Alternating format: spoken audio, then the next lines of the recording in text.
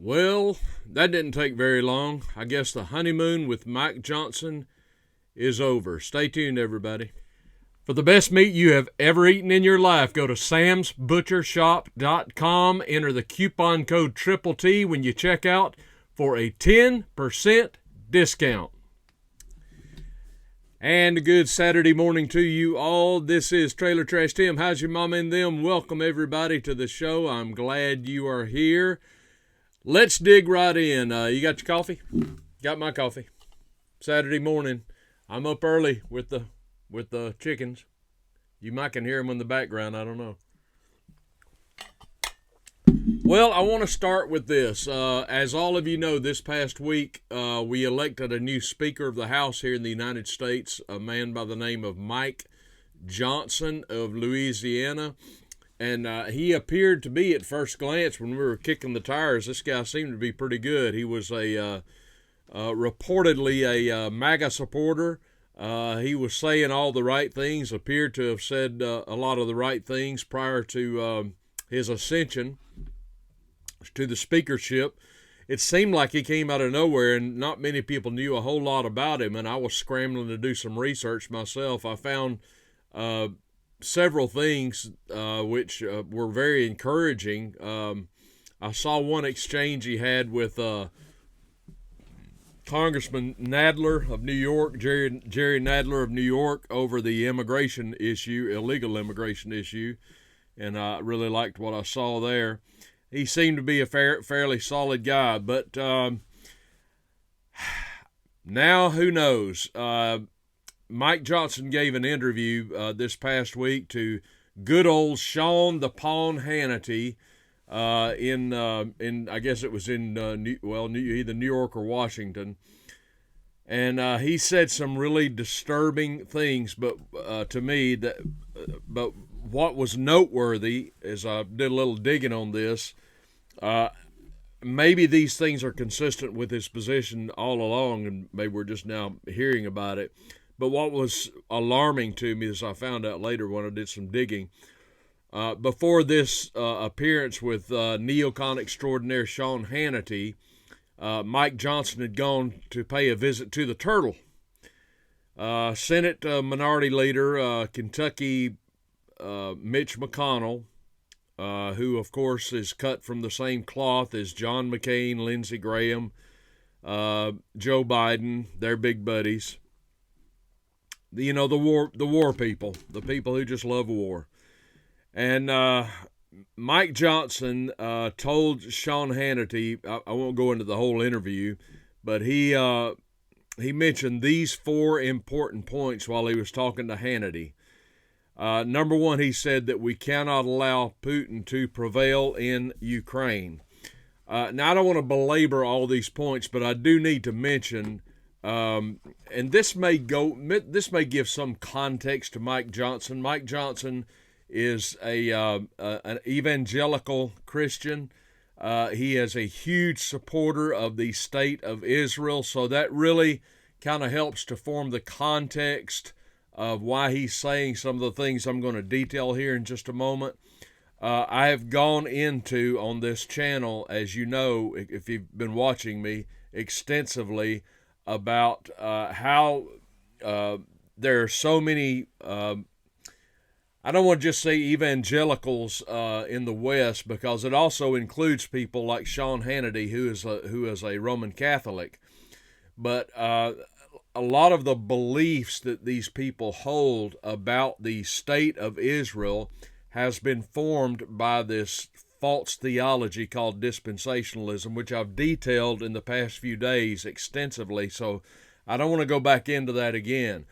But it's a bad theology, and it helps to form these people, the thinking of these people with regard to the Jewish state of Israel.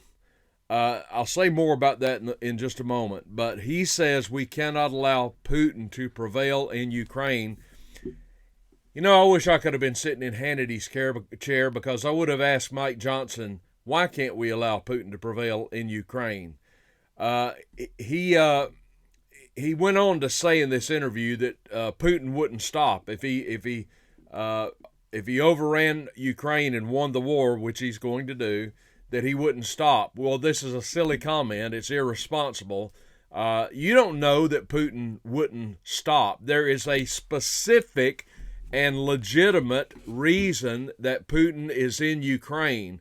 This is what he's taking care of. It's not like he needs to go into Poland or any other nation necessarily. Although, of course, isn't it funny that people like Sean the Pawn Hannity have no problem with the United States going into every country that you can think of? That's okay for some reason because, we're fighting some evil somewhere. Really?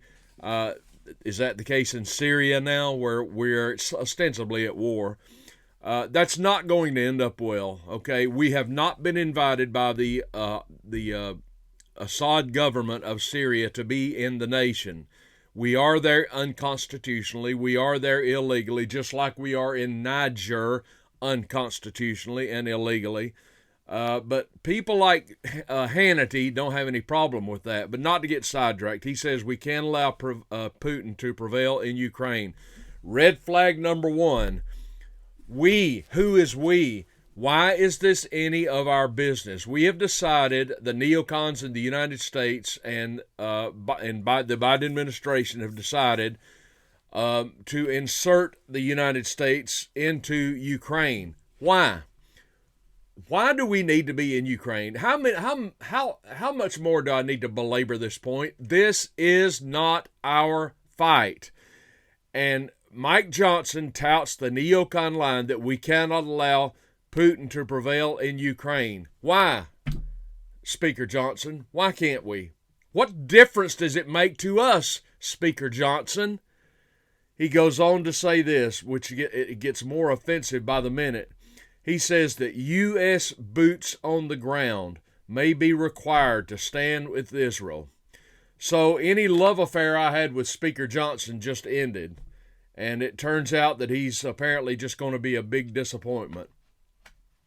Furthermore, he supports Israel directly attacking Iran. You got to look at the big picture on things like this, folks. I'm telling you, if Israel attacks Iran and Iran gets stirred up, and this has the potential to propel us into the World War III. It's as simple as that. But he says that U.S. may have to have boots on the ground in Israel. And then again, bear in mind, he just returned from a meeting with Mitch McConnell, and he rebukes this line that Russia, China, and Iran are the new axis of evil. All right, I've covered that before. Show me a country that goes into Ukraine to battle these, and ask me if I think they're the axis of evil. What I want to tell you about this jazz is simply, is simply this. I don't care what nation you're talking about.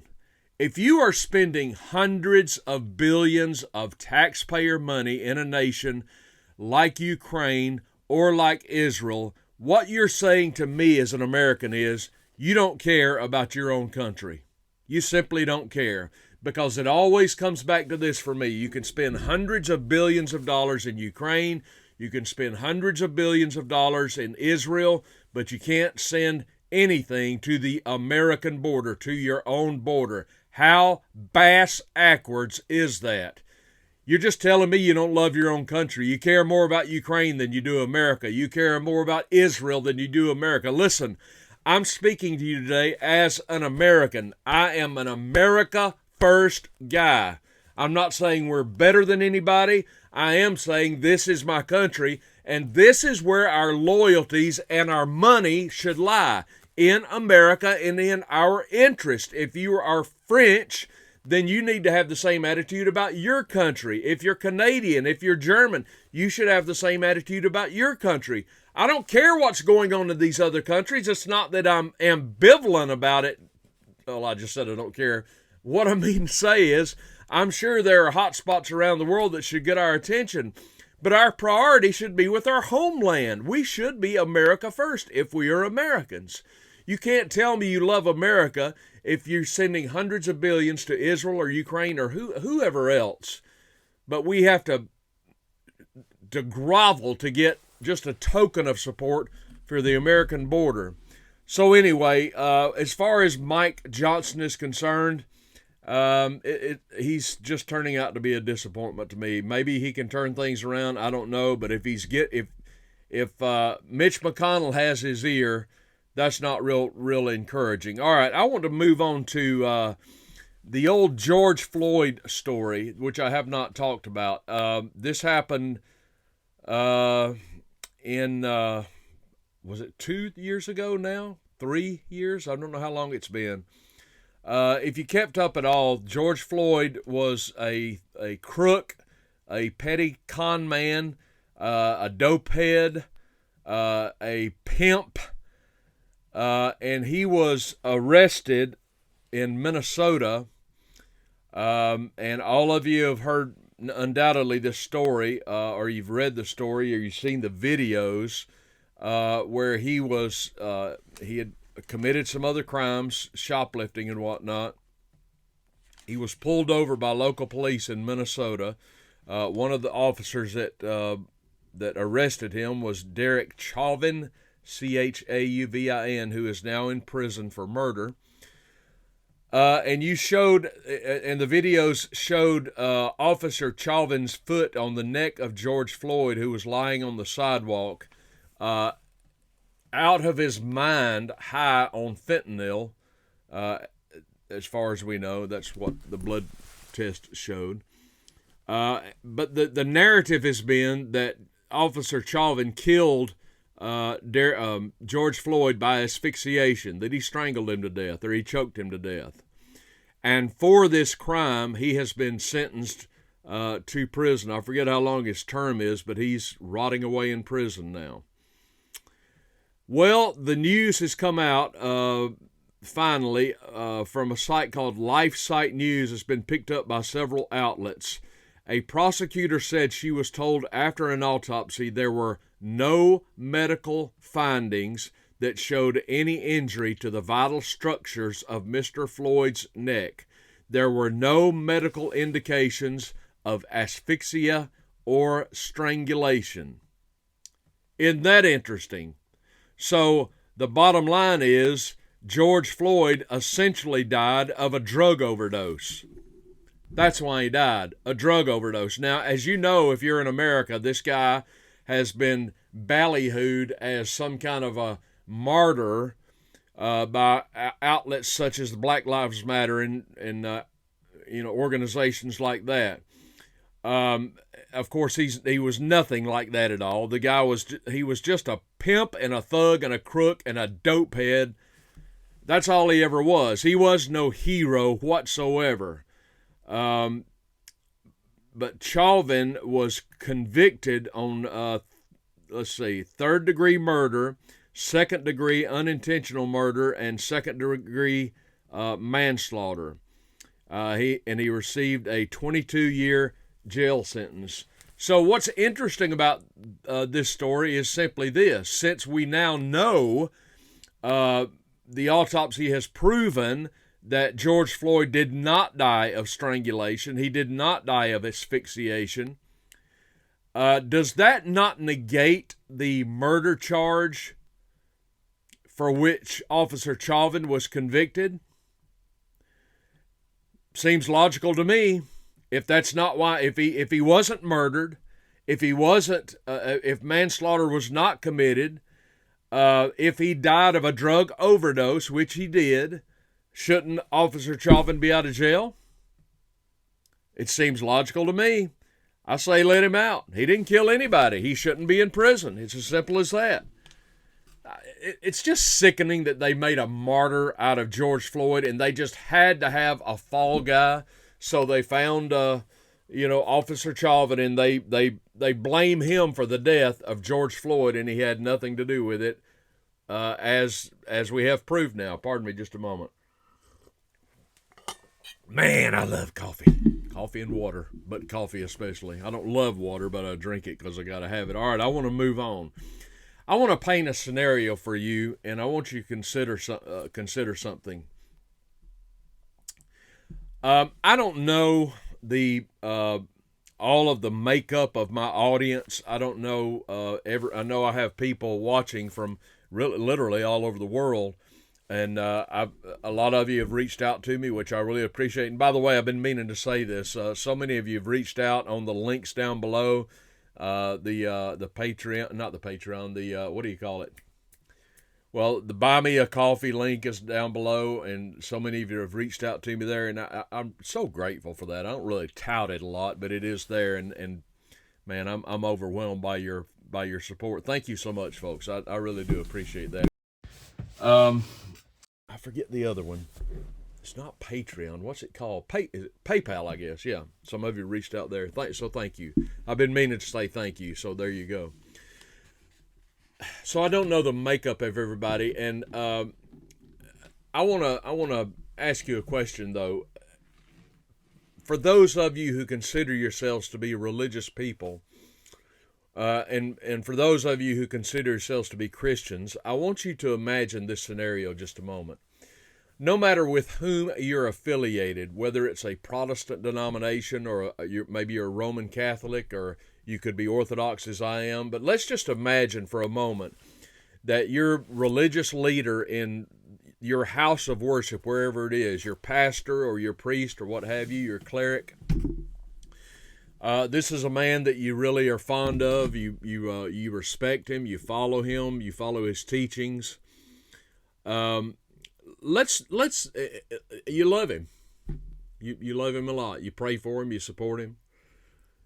Let's imagine one day that your government came into your church and arrested your pastor or your priest, your government, okay? The Biden government. Let's just say they waltzed into your church one day, they arrested your pastor or they arrested your priest, and they hauled him off to prison. And let's just say, just for example, let's say that your pastor or your priest is a 75-year-old man, loves God, loves the people, but the Biden government sends agents into your church one day to arrest your 75-year-old preacher. He doesn't have to be 75, but there's a reason I'm saying that, so stay tuned. And they just haul him off to prison, give him a prison sentence and haul him away. And then somebody else steps out of a black SUV and walks into your church, and the agent of the Biden administration stands in front of the crowd and he says, "This is your new pastor. This is the pastor that you're going to have now. The other one is gone. The one you love is gone. This is your new pastor." Imagine that scenario. Would you consider that to be outrageous and unacceptable and evil? Bear that in mind for just a moment while I explain something to you. This goes back to the situation in Ukraine. This is exactly what has happened in Ukraine. While I explain this to you, I want you to bear in mind the hundreds of billions of dollars the evil and corrupt Biden administration is sending repeatedly to the Zelensky government in Ukraine. Your money, your tax money, that's where it comes from. It doesn't come out of thin air. The Zelensky government has gone into churches in all over the state of Ukraine, the nation of Ukraine. They have hauled off the priests and the pastors of the churches they don't like. In some instances, these are 75-year-old elderly men who do love God and love the people, and they stand in their churches and do the work of God. But the Zelensky government arrests them, hauls them away to prison, and replaces them with agents of the Zelensky government, puppet priests, if you will, puppet clerics. That's what's happening in Ukraine. You haven't heard that on the evening news. That's exactly what's happening, and that is what's being financed by American taxpayer dollars. Now again, let's go back to your religious leader, your pastor, your priest. What if that happened to you? How would you feel? There is a legitimate church in Ukraine. There are legitimate churches in Ukraine, and the Zelensky government has shut them down. They have imprisoned the religious leaders that were there. This is the action they're taking against Christians in Ukraine. You don't hear this on Sean Hannity. You don't hear this in the American media. You have to dig for it. How would you feel if this happened to you in your church or your temple or your synagogue? How would you feel about that? How do you feel now knowing that this is happening? And if you're a Christian, I'm talking about something that is happening to your brothers and sisters in Ukraine. Do you still support the war in Ukraine?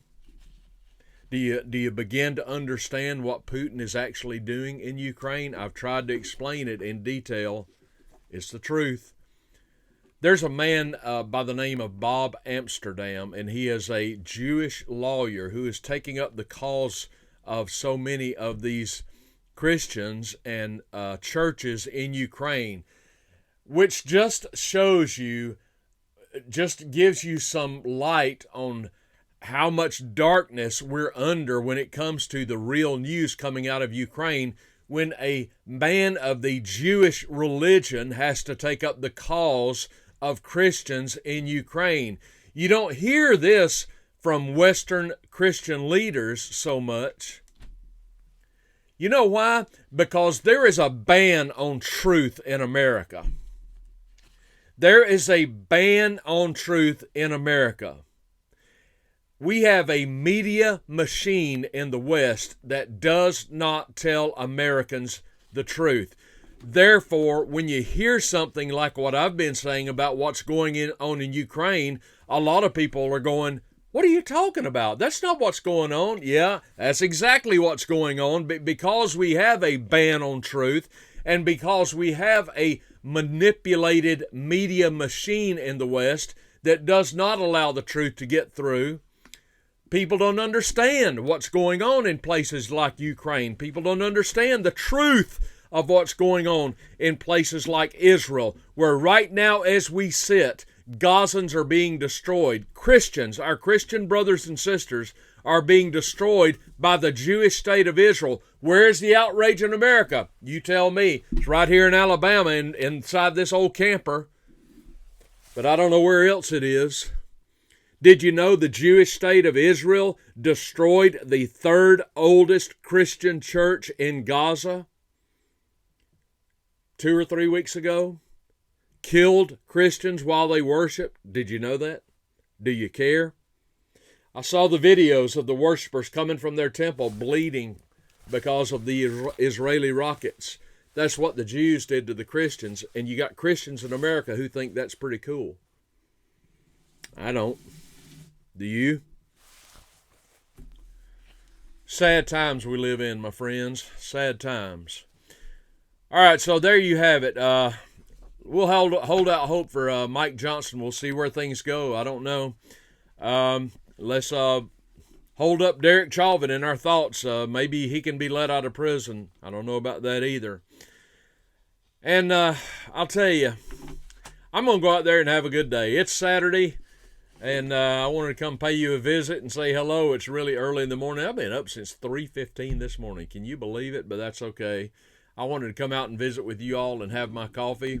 Now I got to go and get a little work done. But anyway, I hope all of you have a tremendous Saturday. If you have not yet, well, go ahead and like this video down below if you would. I'd appreciate it. Give me a big thumbs up. If you have not yet subscribed to the Triple T channel, you know the rules. Go ahead and hit that subscribe button down below.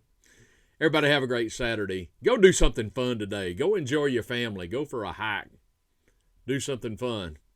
Live stream tomorrow at 3 o'clock p.m. Central Standard Time. I will be here, and I will see you all then. Bye-bye, everybody. Whoops, up here.